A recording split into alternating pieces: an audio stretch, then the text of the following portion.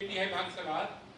चौथा, रात में 11 बजे के आजू बाजू मतलब समझ रहे हैं, 11:45 सवा 11 तक हम लोग को सोना चाहिए।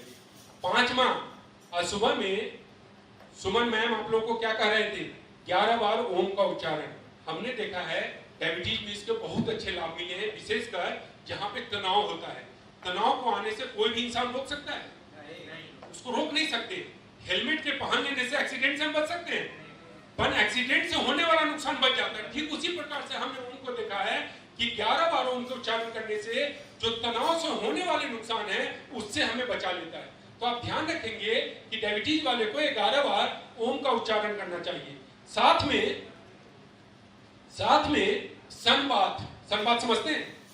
सूरज की रोशनी में एक 15 मिनट 7 बजे सुबह के बाद से शाम के 5 बजे तक कभी भी एक 15 मिनट। पर जिस ड्रेस में मैं हूं, इस ड्रेस में मैं 3 घंटा बैठूंगा, मुझे इतना भी विटामिन डी नहीं मिलेगा। मैं जिस ड्रेस में हूं इसमें बैठूंगा तो मुझे विटामिन डी नहीं मिलेगा। तो सनबाथ का मतलब क्या हुआ कि आपका थोड़ा सा शरीर का जो अंग है वो खुला होना चाहिए। तो सनबाथ जरूरी है। रेदर मैं ये बताता हूं आपको कि आपने किसी इंसान को 2 महीने तक ये मार दिया, 2 महीने तक ये मार दिया, और जो अपेक्षित परिणाम आना चाहिए वो नहीं आ रहा है, तो हमारे मन में संदेह होना शुरू हो जाता है कि नहीं हो जाता है? जबकि हम मोटे तौर पे देखेंगे कि हमने 10 ये मार दिया, 8 लोगों का बहुत अच्छा रिजल्ट आया, 2 में रिजल्ट नहीं आया, तो उस 2 को लेके हम बहुत परेशान हो जाते हैं।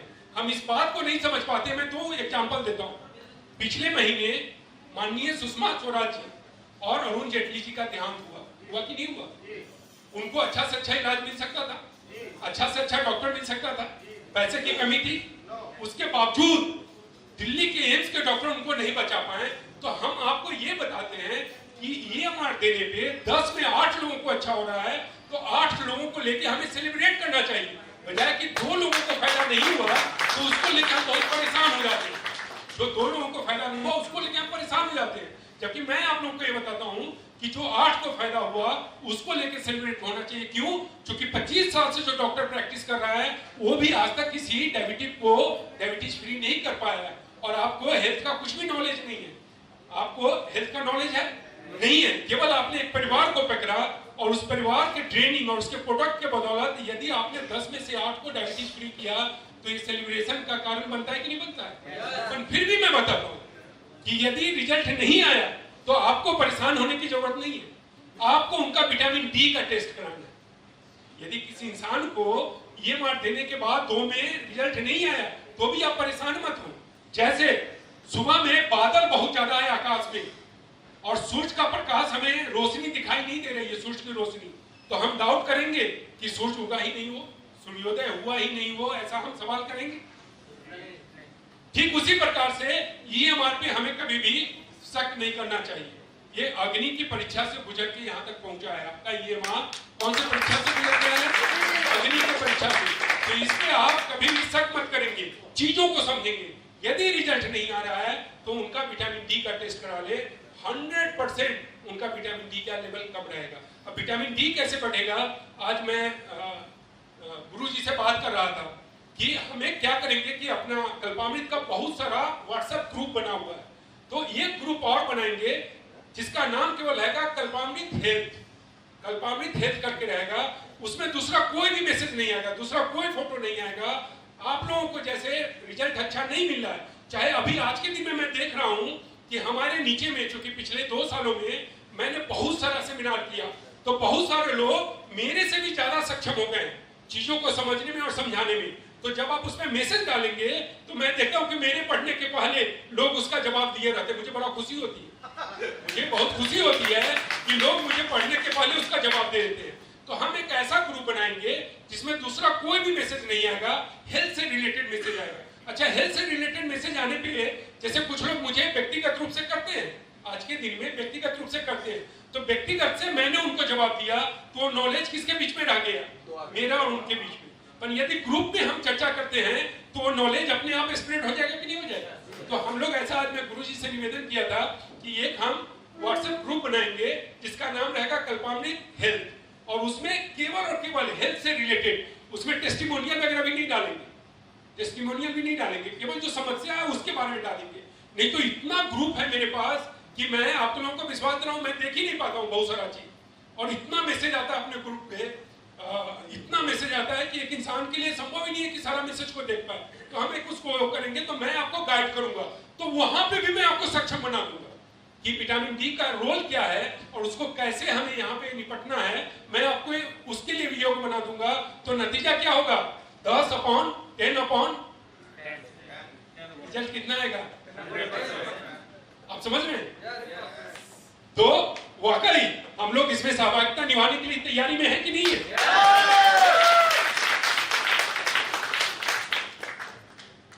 और उसके बावजूद हमें विटामिन डी का उपयोग करना है, समझ गए आप? अब मैं बताता हूं कि ये मान का लेने का तरीका है 2 टाइम।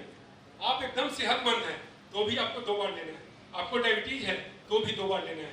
सुबह में नाश्ते से पहले 2 ml गुनगुना पानी में लेना है, और रात में खाना खाने के बाद गुनगुना पानी में 2 ml लेना है। पर 3 परिस्थिति में इसको 3 बार लेना है, 3 कंडीशन में 3 बार लेना है। पहला, यदि कोई इंसुलिन डिपेंडेंट है, डोज सेम है, यदि कोई इंसुलिन डिपेंडेंट है तो 3 बार लेना है, सुबह नाश्ते से पहले, दिन में खाने के बाद, रात में खाने के बाद। दूसरा कंडीशन, आप देखे होंगे कि कुछ डायबिटीज वाले को एक छोटा सा जख्म हो जाता है और वो जख्म भरता नहीं। जब जख्म नहीं भरता है तो डॉक्टर साहब क्या सलाह देते हैं मालूम है आपको? यहाँ से कट कर दो। अच्छा, यहाँ से कट करेंगे तो यहाँ पे फिर जख्म होगा कि नहीं होगा? आपने हिम्मत करके डॉक्टर साहब से पूछ लिया कि डॉक्टर साहब ये जख्म नहीं भरा तो ये जख्म भरेगा क्या? तो डॉक्टर साहब कहेंगे ईश्वर को प्रार्थना करना, और ईश्वर के प्रार्थना के बाद भी ये जख्म नहीं भरेगा तो अब डॉक्टर साहब हंसते हुए आपको क्या कहेंगे? वो हंसेंगे, क्या कहेंगे? अब यहाँ से ये हमारे लिए मानसिक त्रासदी है कि नहीं? मैं आपको 99.9 नहीं 100% का विश्वास दिलाने आया हूं कि घाव हील होगा होगा होगा। केवल चीजों को समझिए, चीजों को समझना। उस परिस्थिति में ये मार को 3 बार देना है, ये मार को 3 बार देना है, और साथ में 2 बार उसके घाव पे लोकल एप्लीकेशन करना है। ये मार को कॉटन में लेके और घाव पे लगाएंगे। मेरी बात पे यकीन करें, घाव हील होगा होगा होगा। अच्छा, जैसे डायबिटीज फ्री होने के लिए 6, 7, 8, 9, 10 महीने में मांगा था, घाव हील होने के लिए मैं कितना टाइम मांग रहा हूं मालूम है आपको? 20 to 25 डेज। और यदि 20 से 25 दिन में नहीं हुआ तो 80% हील होने की जिम्मेदारी मेरी है। 80%। अच्छा, आप ये बताएं कि 80% हील होगा तो अगले 2, 5, 10 दिन में 100% हील होगा कि नहीं होगा? जितने बड़े सेवा के काम पे हम लोग निकल चले, हमें पता है, जाने अनजाने में हमने इसके बाद को ज्वाइन किया और हमें पता ही नहीं चला कि हम इतने बड़े सेवा के काम पे निकल चुके हैं। पता चला है? पता ही नहीं चला। ये दूसरा है। तीसरा, जैसे डायबिटीज हुआ तो हमारे ब्लड में शुगर बढ़ना शुरू हो जाता है, उसी को डायबिटीज कहते हैं। ठीक उसी प्रकार से यदि हमारे ब्लड में क्रेटिनाइन लेवल बढ़ना शुरू हो जाए तो इसका मतलब क्या होता है मालूम है आपको? आपके किडनी का फंक्शन, किडनी कमजोर हुआ है, किडनी कमजोर हुआ है। और जो मैं आपको बताया कि सुषमा स्वराज जी और अरुण जेटली जी, सबसे पहले इनको डायबिटीज हुआ, डायबिटीज के बाद इनका किडनी का प्रॉब्लम हुआ, और किडनी के प्रॉब्लम के बाद इनका किडनी का ट्रांसप्लांट हुआ, और ट्रांसप्लांट होने के बाद भी हम बचा पाए। मतलब किडनी का जो सक्सेस रेट है इंडिया में आज भी लेस देन 30% है, लेस देन 30% है। और क्रेटिनाइन लेवल होना कितना चाहिए?